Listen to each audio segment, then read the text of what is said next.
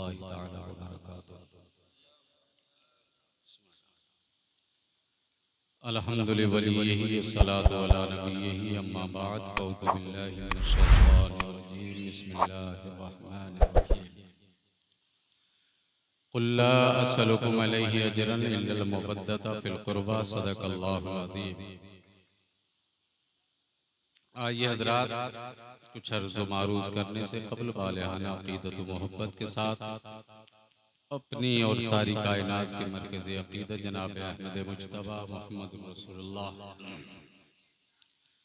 रूह फ़िदा जाने कायनात अल-तहियत व सना की बारगाह मुक़द्दसा में ग़ुलामी का सबूत पेश करते हुए आवाज़ बुलंद दुरूद पाक पढ़ लें। अल्लाहुम्मा सल्लि अला सय्यिदिना व मौलाना मुहम्मद मादिनिल जूद वल करम व आलिहिल किराम व अब्नाइल करीम व आलिहि व बारिक व सल्लिम। सल्लु अलैहि सलातु व सलाम अलैका या रसूलल्लाह या नबी अल्लाह या हबीब अल्लाह सल्लल्लाहु अलैहि वसल्लम। सरे शाम से अब तक ना तो मनक़बत का सिलसिला जारी है, तकरीर का सिलसिला जारी है, और कुछ लोग तो गालिबन शुरू से ही बैठे होंगे जब से जलसा शुरू हुआ है नहीं। तो ये बड़ी हिम्मत की बात है कि शुरू से लेकर अब तक बैठना। जो ज्यादा पीछे बैठे ना, थोड़ा सा आगे और आ जाए, वरना कहीं ऐसा ना हो फरकान साहब एक जगह प्रोग्राम चल रहा, एक नकीब साहब थे, मुजाहिद अशमदी साहब, एक नकीब साहब बार बार कह लेते भाई आगे आ जाओ, आगे आ जाओ।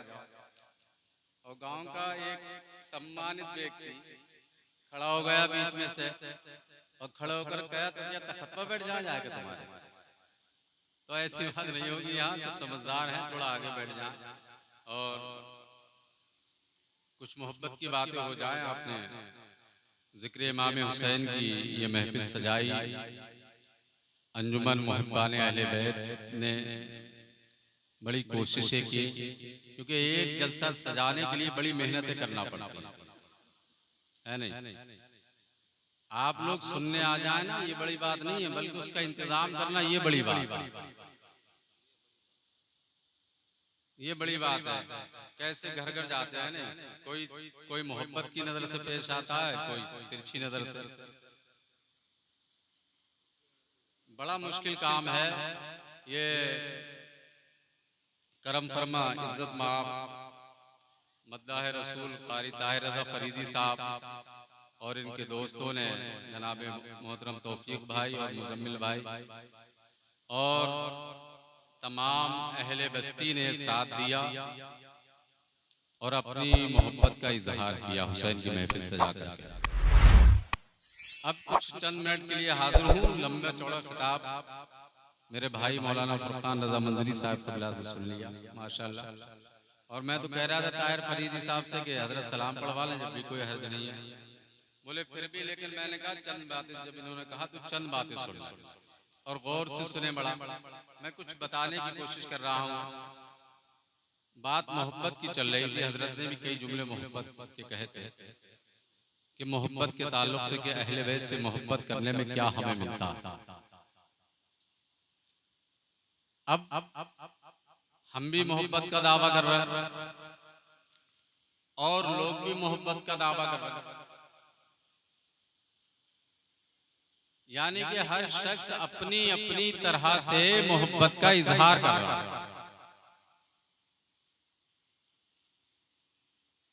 और हजरत ने तकरीर के जरिए भी बताया कि यजीदी काम कौन से हैं, हुसैनी काम कौन से हैं और मोहब्बत का तकाजा क्या है।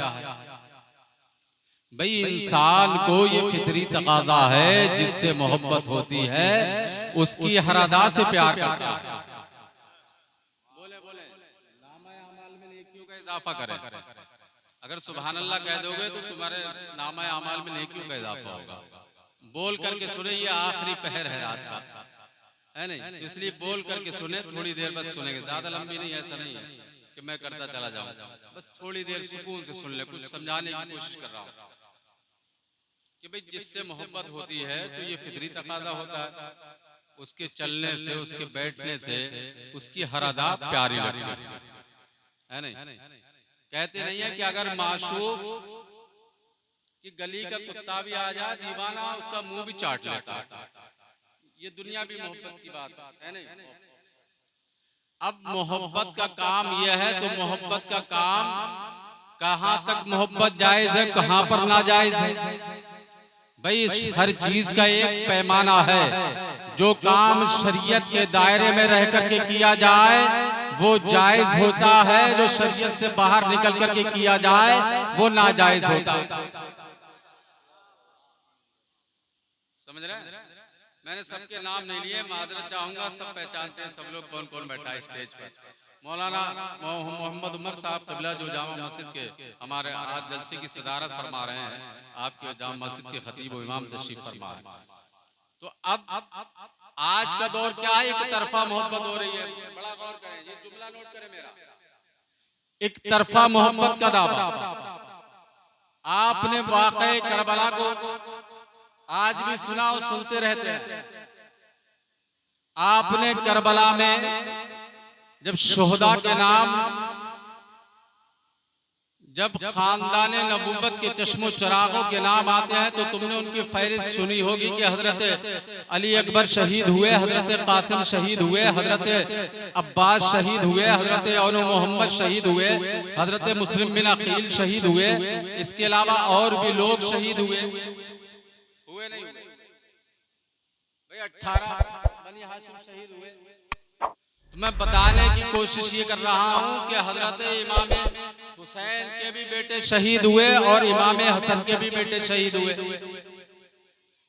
इमाम हुसैन के भी बेटे शहीद हुए और इमाम हसन के भी बेटे। अब तुमसे पूछा जाए कि हजरत इमाम हसन के कितने बेटे शहीद हुए, कितने हुए, मालूम किसी को? मालूम है? हजरत कासिम किसके बेटे थे? बोले, जोर से बोले, कुछ बड़ा बताने की कोशिश कर रहा हूं मैं।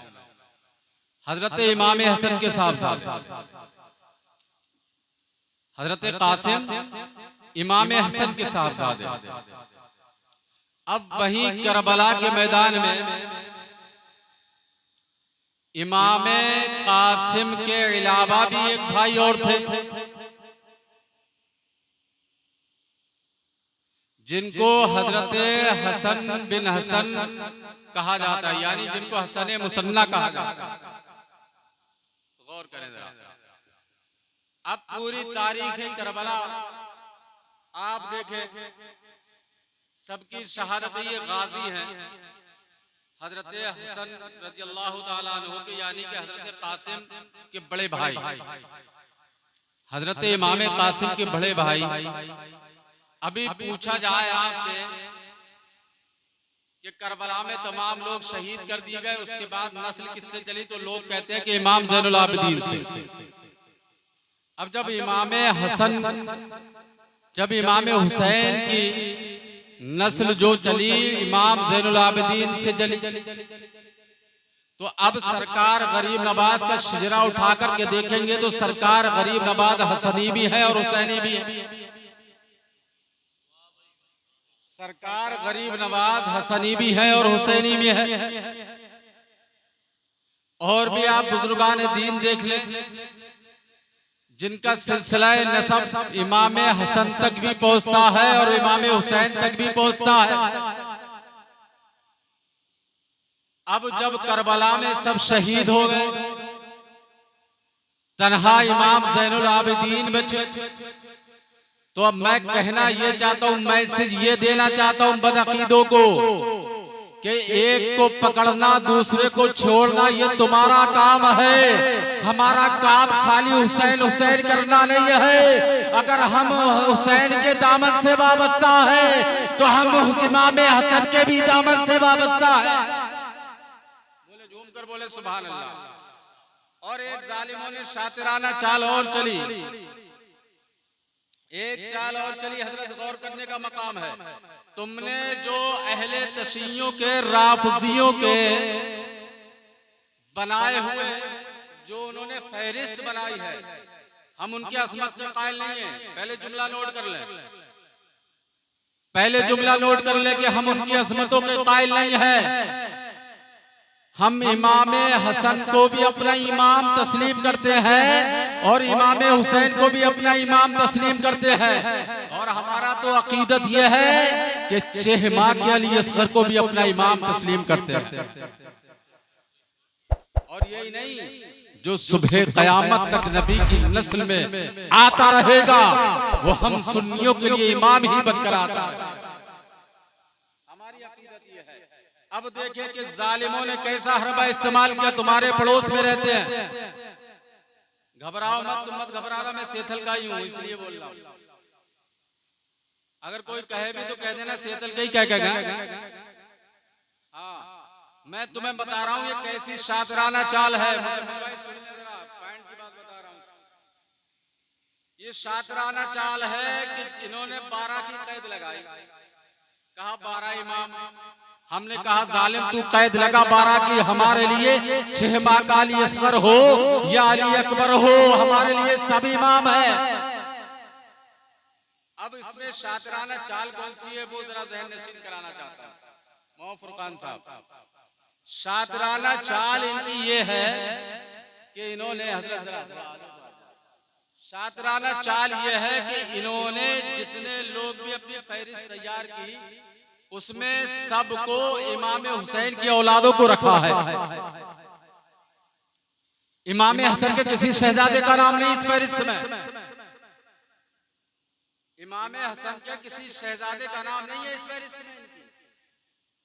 चाहे आप देख ले इमाम ज़ैनुल आबिदीन के बाद इमाम बाक़िर है नहीं, चाहे इमाम जाफर सादिक हो या इमाम मूसा काज़िम हो या इमाम तकी हो या इमाम नकी हो या इमाम हसन अस्करी हो या इमाम अली रजा हो, ये सब इमाम हुसैन की औलादों में से। अब ये बात है तो सही कहना चाहिए। बात यह है फिर ये तासुब का एक के लिए इन्हें क्यों लगा करके देख रहा है। कभी गौर किया कि ये तासुब का ऐनक लगा करके एक क्यों देख रहा है। तुमने देखा होगा जब हम बच्चे थे तो लोग जब गलियों से गुजरा करते थे इमाम हुसैन के नाम किनारे लगाते थे तो लोग हसन और हुसैन दोनों नाम लिया करते थे। आज खाली हुसैन पर आकर के टिक गए। हमने कहा किस लिए जालिम टिक गया, तू इमाम हसन को क्यों नहीं मानता है, हर वक्त हुसैन हुसैन क्यों करता है। हमने कहा देख तू कौन होता है उनका फैसला करने वाला। आओ जरा तारीख को उलट करके देखो। जब दोनों शहजादे बचपने का आलम है, जब बचपने के आलम में जब मशहूर वाक़या है, आपने भी सुना होगा, कभी क्या गौर किया है। आज ये फैसला करने वाला तू कौन होता है। तू इमाम मुस्लिम के बच्चों का तस्करा करे, तू जाफर तैयार के बच्चों का तस्करा करे, जनाब ज़ैनब के बच्चों का तस्करा करे, इमाम हुसैन के बच्चों का तस्करा करे, इमाम हसन के बच्चों का तस्करा क्यों नहीं करता है। अगर गाजी हजरत अब्बास का तस्करा होता है तो मैं कहना यह चाहता हूँ गाजी हसन बिन मुसन्ना बिन हसन का भी तस्करा होना चाहिए, उनका भी तस्करा होना चाहिए। जब उनका तस्करा कर रहा है तो फिर उनका तस्करा क्यों नहीं कर रहा है। क्योंकि तुमने देखा होगा, जरा गौर करें, वो तख्ती वाला वाक़या सबको, सेब वाला वाक़या सबको मालूम है कि सेब लेकर के पहुंचे कि सैयदा फातिमा ने फैसला किया था, ये जालिम क्या उनसे बढ़ गया। अरे बोले यार, क्या सैयदा कायनात ने फैसला किया था तख्ती का? नहीं किया था ना, बड़ा तवज्जो रखे, नहीं किया था ना। क्या हजरत अली मुर्तजा ने किया था? नहीं किया था। जब नबी की बारगाह में अरीजा पेश किया गया तो नबी ने भी नहीं किया बल्कि इंतजार फरमाया। आपको मालूम है जिसका फैसला परवरदिगार आलम करे और उसका रिजल्ट क्या आया था तख्ती का, जरा रिजल्ट आप देखें तो जब यहाँ बराबर का हक जब जिसे अल्लाह दे तो कोई मुल्ला घटाने वाला कौन हो, उसको ये मुल्ला घटाने वाला कौन हो, उनके मकाम को। बात समझे, सच्ची हो रही ना हो रही है तो बोले झूम कर सुभान अल्लाह। अब मोहब्बत का तकाजा ये है, एक को छोड़ो एक को अपनाओ। हमारा तरीका ये नहीं है कि एक को छोड़ो एक को छोड़ दो, एक को छोड़ दो, एक को अपना लो। हमारे लिए चाहे खानदान नबूवत का कोई भी चश्म चुराग हो, कोई भी हो, हमारे लिए लायक ताजीम है, हमारे लिए लायक तकरीम है, हमारे लिए लायक इज्जत है, हमारे लिए लायक सद एहतराम है। इसलिए कि ये नबी का शहजादा है, इसलिए ये नबी के घराने में पैदा हुआ बच्चा है। जिस बच्चे की शान बरेली के इमाम ने बयान की तो इस अंदाज में करता है और हमें पैगाम दिया, कहा जो नबी के घरों में पैदा हो, अगर 6 माह का भी बच्चा हो तो उसे बच्चा ना कहना, बल्कि उसकी असमत का आलम यह है, हमें बता दिया कि उसे आम बच्चा मत समझना, बल्कि उस बच्चे का मकाम यह है कि हबीबी या रसूल अल्लाह तेरी नस्ल पाक में है बच्चा, बच्चा नूर का, तू है ऐने नूर, तेरा सब घराना, तू है ऐने नूर, तेरा सब घराना नूर का। इसलिए हक बराबर का होना चाहिए, है नहीं? इमाम हुसैन से मोहब्बत रखते हो तो इमाम हसन से भी सच्ची मोहब्बत रखो। ये तासुब का ऐनक हटाओ। ये तासुब कहां से आया वो भी बात बता दूं। ये कर क्यों रहा है ऐसा, पहले के सब। और एक चीज और बता दूं, इसमें हजरत अली के कई बेटे थे भाई। हजरत अब्बास का जिक्र कर रहे हो तो कह रहे हो कि हजरत अब्बास शहीद हुए, तो हजरत अब्बास जहां शहीद हुए करबला के मैदान में, वहां हजरत अब्बास के कई भाई शहीद हुए। उनमें एक भाई का नाम उस्मान बिन अली है। बोले सुभान अल्लाह। लिख नहीं रहे उस्मान बिन अली, 72 शोहरा के नाम की लिस्ट देख लो, कोई उस्मान बिन अली नहीं लिखा है, हटा दिया। ये सब हटा देंगे हम। अरे जालिम, तू क्या मिटाने की कोशिश कर रहा है? अरे जब अपने वक्त का यजीद हुसैन को शहजादों को ना मिटा सका तो तेरी क्या औकात है? आला हजरत ने पैगाम दिया है कि मिट गए, मिटते हैं, मिट जाएंगे दुश्मन तेरे, ना मिटा है ना मिटेगा कभी चर्चा। ये मिटाने की कोशिश की जा रही है यार, नामों को मिटाया जा रहा है। जैसे हमारे मुल्क का भी एक है जो मिटा रहा है, किसी का नाम कुछ रख दे रहा है, ये भी अपनी तरफ से नाम घटा बढ़ा रहा है। हाँ, वो नामों पे तुला है, वो सोच रहा है कि नाम बदल देंगे तो बदल जाएगा। उसे मालूम नहीं प्यारे कि तेरे नाम बदलने से कुछ नहीं होगा, तेरे नाम बदलने से कुछ नहीं होगा। अरे हम वो कौम है, हम उस हुसैन के मानने वाले हैं, हम अपना सर तो दे सकते हैं मगर बातिल के हाथ पर सौदा नहीं कर सकते हैं। यही पैगाम है करबला मेरे प्यारे। तो बात चल रही थी इमाम हसन और हुसैन की, तो इनकी और भी औलादे हैं। उस्मान बिन अली भी करबला में शहीद हुए। अब उनकी सुन लें, जिनका मैंने जिक्र किया, हजरत हसन बिन मुसन्ना जिनको कहा जाता है। इमाम हुसैन की औलादे इमाम ज़ैनुल आबिदीन से चली और इमाम हसन की औलादें हजरत हसन मुसन्ना रज़ियल्लाहु ताला अन्हु से चली। समझ रहे हैं? अब इनके साथ हुआ क्या करबला में, वो सुन लें। करबला के मैदान में इनके साथ क्या हुआ। और गालिबन मैं जहां तक मेरा नजरिया है ना, लोग पहली बार इस बात को सुनते होंगे, सुन चुके होंगे, उलमाए किराम को छोड़ करके कह रहा हूँ, पहली बार इस बात को सुनते होंगे। हजरत हसन बिन मुसन्ना हुआ क्या था करबला में? करबला में हुआ ये कि हजरत हसन बिन मुसन्ना रज़ियल्लाहु ताला अन्हु बुरी तरह जख्मी हो गए। ये जालिम यजीद ये समझे कि ये शहीद हो चुके हैं, और ये जालिम पता है क्या कहते हैं? कहते हैं मैदान छोड़ के भाग गए। ये कहते हैं ये यार इमाम हसन का शहजादा मैदान छोड़ के भाग सकता है? ये कहाँ का इंसाफ है प्यारे? कहते हैं मैदान छोड़ के भाग गए, जबकि मामला ये था कि हजरत हसन बिन मुसन्ना रज़ियल्लाहु ताला अन्हु करबला के मैदान में जख्मी हो गए पूरी तरह। जालिम ये समझे कि इनका इंतकाल हो गया, पड़ा हुआ छोड़ दिया, सोचा ये शहीद हो गए, छोड़ करके आगे बढ़े। लेकिन जब लाशों को इकट्ठा किया जा रहा था, तो उसको जब यजीदी अपने लोगों की लाशों को उठा रहे थे तो उसमें देखा कि करहाने की आवाज आ रही है। और जब करहाने की आवाज को सुना, यजीदी फौज के कुछ लोग पहुंचे और जाकर के देखा, कहा ये तो हसन बिन मुसन्ना है, इनको असीर कर लिया गया, गिरफ्तार कर लिया गया। गिरफ्तार करके जैसे ही इनके मामू थे, इनके मामू जो थे, जैसे उनको पता चला कि हसन बिन मुसन्ना को गिरफ्तार कर लिया गया है, तो उन्होंने कुछ मामला करके इनको उनसे छुड़ा लिया, उनकी कैद से, और उसके बाद अपने घर ले गए। और घर लेने के बाद जो जख्म वगैरह थे उसका इलाज कराया, और इलाज करने के बाद फिर मदीना तैयबा पहुंचाया, मदीना शरीफ पहुंचा करके आए। मैं बताना ये चाहता हूँ कि प्यारे इस्लामी भाइयों, देखो आप कि ये एक नजरिया ऐसा पेश किया जा रहा है। आज लोगों को ये कहा जाता है, आज लोग कोशिश ये कर रहे हैं, सहाबा और अहले बैत में दुश्मनी पैदा करवाने की कोशिश कर रहे हैं। कह रहे हैं देखो, अगर हुसैन से मोहब्बत होती तो सहाबी क्यों नहीं आए मैदान करबला में, सहाबी क्यों नहीं आए।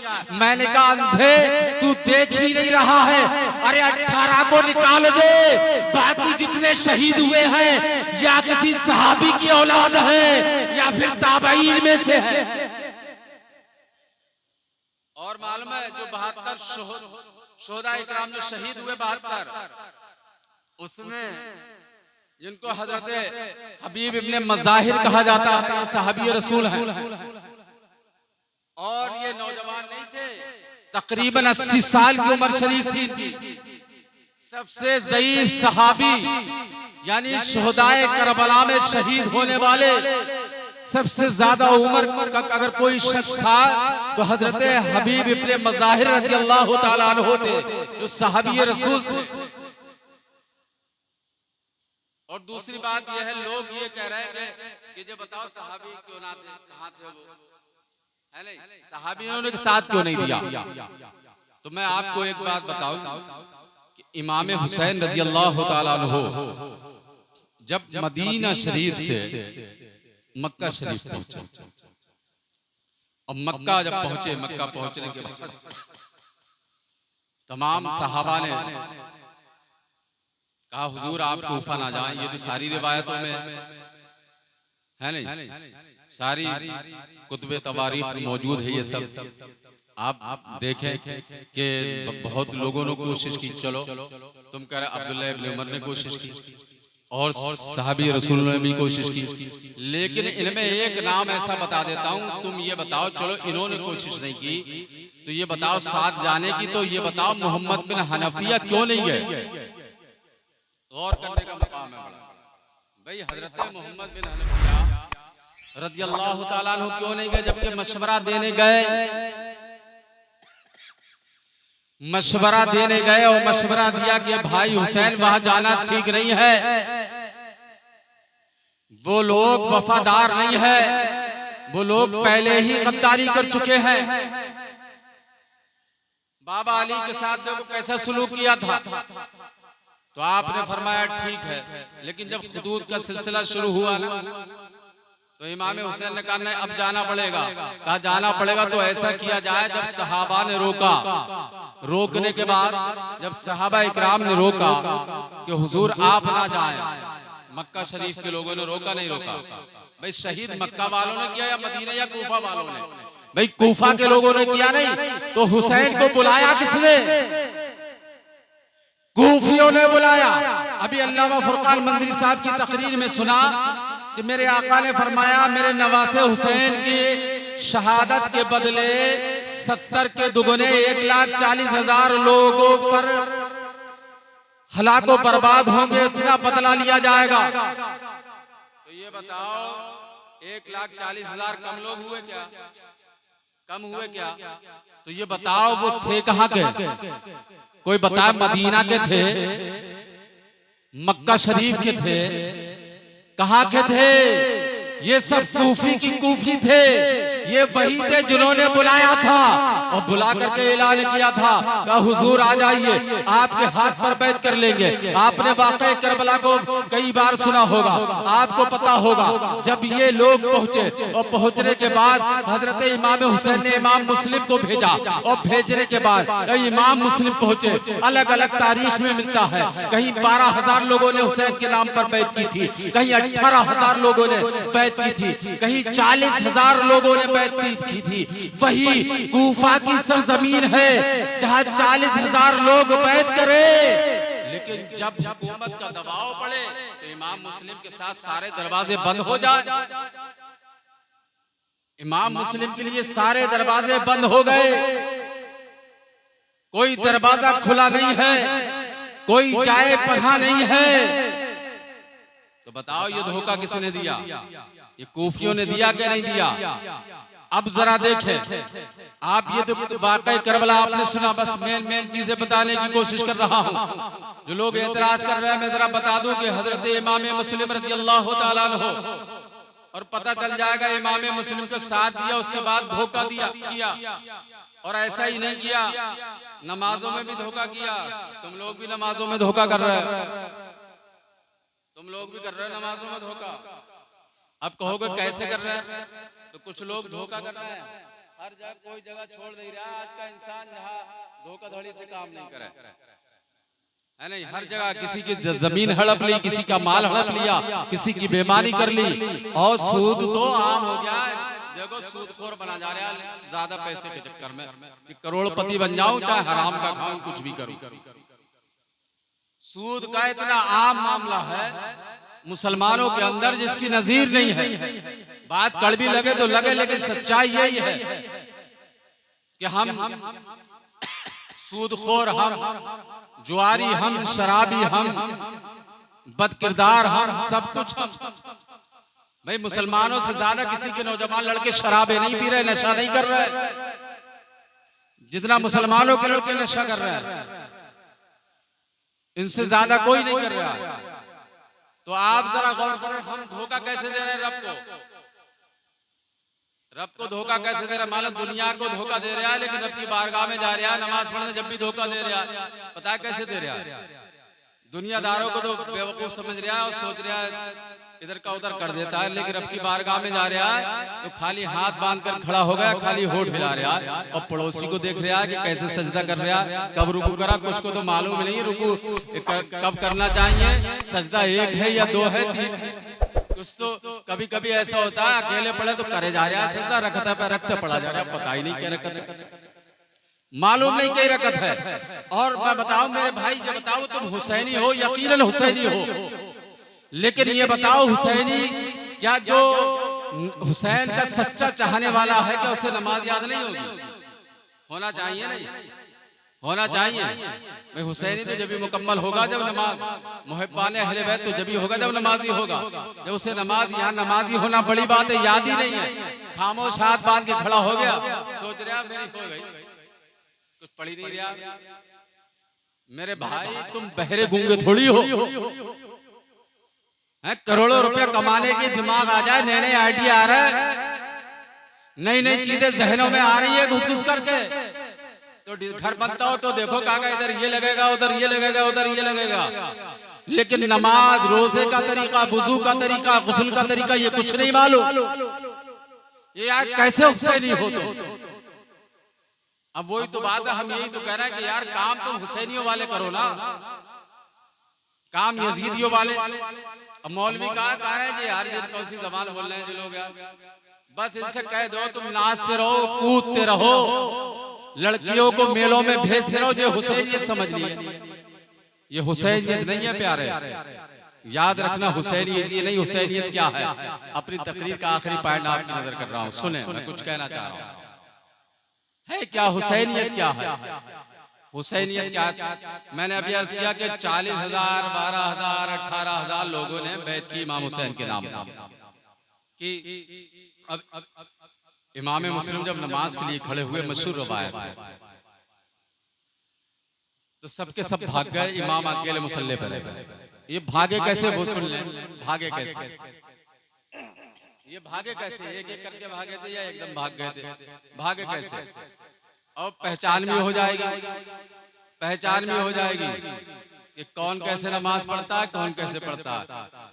हुआ क्या, जब हजरत इमाम मुस्लिम रज़ियल्लाहु ताला अन्हु नमाज के लिए मस्जिद पहुंचे, ये लोग चूंकि साथ में थे, कहा इमाम तुम नमाज पढ़ाओ, हम पीछे पढ़ेंगे, आप हम तैयार है, हम दुश्मनों से मुकाबला करने के लिए तैयार है।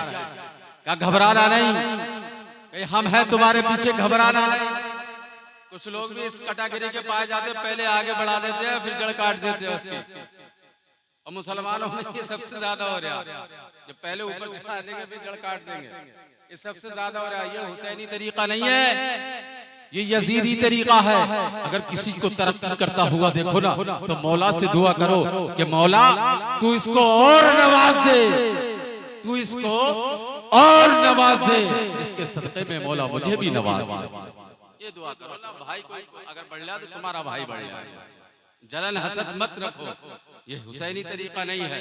यजीद हसद में तो ही था, कह रहा था, सोच रहा था हसद तो ही था उसके अंदर हुसैन से। तो बहरहाल आप देखें कि इमाम मुस्लिम के पीछे जब पूरी जमात तैयार हो गई, कुछ रिवायतों में है 500 लोग थे, कुछ में पूरी मस्जिद जितने भी आ सके उतने लोग थे मस्जिद के अंदर। अब ये खड़े हो गए, अब इन्होंने मशवरा कर लिया आपस में, कानाफूसी करना शुरू कर दिए। तुम जब नमाज पढ़ने वालों की फहरिस्त देखोगे, एक कौम ऐसी है जो नमाज पढ़ते पढ़ते थूक भी आती है, नमाज पढ़ते पढ़ते आसमान की तरफ भी देख ले, पीछे भी देख ले, बोल भी जाए जब भी उसकी नमाज नहीं टूटती है। हमने कहा ये तरीका कहाँ से आया, ये कहाँ से तरीका आया कि ये थूकन चला जाए, कभी घुटनों में कभी कुछन्नों में भी नमाज पढ़ लेता है। घुटना पहना है तो पढ़ ले रहा नमाज, शर्ट पहना है तो पढ़ ले रहा है, बनियान पहना है तो पढ़ ले रहा है। ये दूर की बात नहीं बता रहा हूँ, तुमने भी देखा होगा प्रैक्टिकल, मैंने भी देखा है कि कभी घुटने में कभी कच्चे में नमाज अदा कर रहा है। हमने कहा ये कैसे नमाज अदा कर रहा है, कभी आसमान की तरफ देख रहा है। हमने देखा खड़ा है नमाज में, पीछे आया थूक कर चला गया फिर खड़ा हो गया। तो हमले कसीर नहीं हुआ क्या, नमाज कैसे हो जाएगी, थूक के खाने के बाद भी नमाज में लग गया। हमने कहा ये तरीका कहाँ से आया, हमने किताबों में तो ऐसा तरीका नहीं पढ़ा था। जो फिक़ह जाफरिया का दावा करता है उसमें भी ये तरीका नहीं पड़ा था कि तू थूक ले उसके बाद तेरी नमाज हो जाए। इस फिक़ा पर तू अमल करता है, हम तो फिक़ह हनफिया पे अमल करते हैं। अल्लाह अकबर। जरा देखो तो हमने जब इसकी तारीख को पढ़ा, पढ़ करके देखा कि इमाम मुस्लिम के पीछे एक नहीं 500 लोग खड़े हुए हैं, 500 लोग नहीं 500 लोग खड़े हैं। ऐसे इमाम मुस्लिम ने हाथ बांधा, अपने लोगों को इशारा कर दिया, कहा हाथ कोई नहीं बांध करके खड़ा होगा, हाथ छोड़ करके खड़ा होगा। कानाफूसी शुरू हो गई, कहा हाथ छोड़ करके क्यों पढ़ी जाएगी, कहा हाथ छोड़ करके नमाज इसलिए पढ़ी जाएगी अगर यजीदी किसी सिपाही ने देख लिया तो हमारी खैर नहीं है, हमें गिरफ्तार कर लिया जाएगा, फिर हमें जो है हुसैन का और इमाम मुस्लिम का साथी समझा जाएगा। इसलिए सुन लो, कोई भी खड़ा ना हो, अगर यजीदी कोई देख लेगा तो हम कह देंगे कि हम नमाज नहीं पढ़ लेते, देख हम तो हाथ छोड़ करके खड़े थे, हम तो ऐसे ही खड़े हो गए थे। अब इनके अंदर दहशत कितनी तारी होती है, अब ये खड़े तो हो गए लेकिन कहते नहीं है कि झूठ के पांव कितने से होते हैं, बातिल के अंदर हिम्मत नहीं होती है। वो 22,000 का लश्कर था, चेबा के अली असगर को देख करके कांप रहा था। वो 22,000 का लश्कर था, नौजवान अली अकबर को देख करके कांप रहा था। वो 22,000 का लश्कर था, हजरत कासिम की जवानी को देख करके कांप रहा था। वो 22,000 का लश्कर जरूर था, लेकिन 3 रोज भूखे प्यासे उन शहजादों का मुकाबला करते हुए कतराता हुआ नजर आ रहा था। लेकिन यहाँ भी बात क्या थी, बात यह थी कि वो बुज़दिल थे यजीदी, इधर बुज़दिल नहीं थे। जिधर हक होता है, जिधर ईमान होता है, उधर बुज़दिली नहीं होती है, जिधर बातिल परस्ती होती है उधर बुज़दिली हुआ करती है।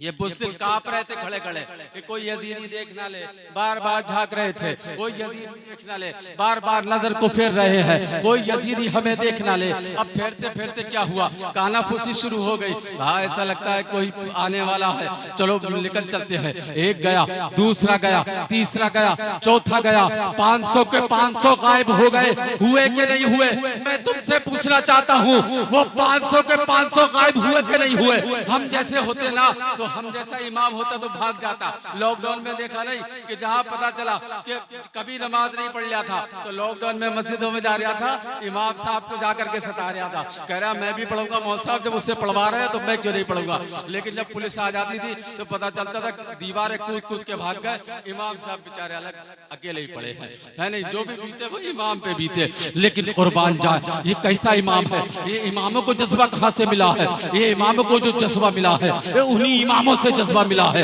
उन्हीं आइम्मा अहले बैत से जज्बा मिला है, उन्हीं की मोहब्बत का नतीजा है कि हमारी मस्जिद का इमाम चाहे गरीब ही परिवार से क्यों ना हो, लेकिन दुनिया की किसी ताकत से नहीं डरता है। बात क्या है, पावर कौन सी है, क्या इतना मालदार है, क्या इतना हथियार है? तो प्यारे हथियार नहीं है, पर हुसैन के घरवालों की मोहब्बत सीने में मौजूद है, इसलिए दुनिया में किसी से नहीं डरा करता, इसलिए नहीं घबराता है। कोई सा भी मुश्किल वक्त आ जाए, अगर तुम यकीनन सच्चे हुसैनी हो तो घबराना नहीं, मुश्किलों को सामना करना। बाक़ी करबला तुम्हारे सामने है, हुसैन की हिम्मत तुम्हारे सामने है, ज़हरा जनाबे ज़ैनब का सब्र तुम्हारे सामने है, सब्र और तहम्मुल तुम्हारे सामने है, इमाम ज़ैनुल आबिदीन का जो है वो खुलूस तुम्हारे सामने है। अल्लाहु अकबर। कभी घबराने की कोशिश नहीं करना। अब जरा देखो, ये 500 चले गए हैं, लेकिन इमाम मुस्लिम मुसल्ले पर खड़े हैं और सुबह क़यामत तक के लिए हुसैनियों को मुसल्ले से पैगाम दे रहे हैं कि हालात कैसे ही हो, ईमान से सौदा ना करना, बल्कि बता दिया कि लोगों अगर तुम सब साथ छोड़ दो कोई फर्क पड़ने वाला नहीं है, बल्कि मुसल्ले इमामत पर खड़े होकर इमाम मुस्लिम ने करबला के मैदान से ये पैगाम दिया था कि तब्दील हमने अपना रवैया नहीं किया, मक्तल में भी रहे थे तक़य्या नहीं किया। अस्तग़फिरुल्लाह रब्बी मिन कुल्लि ज़म्बिन व अतूबु इलैह। कलमा शरीफ पढ़ें, ला इलाहा इल्लल्लाह मुहम्मदुर रसूलुल्लाह।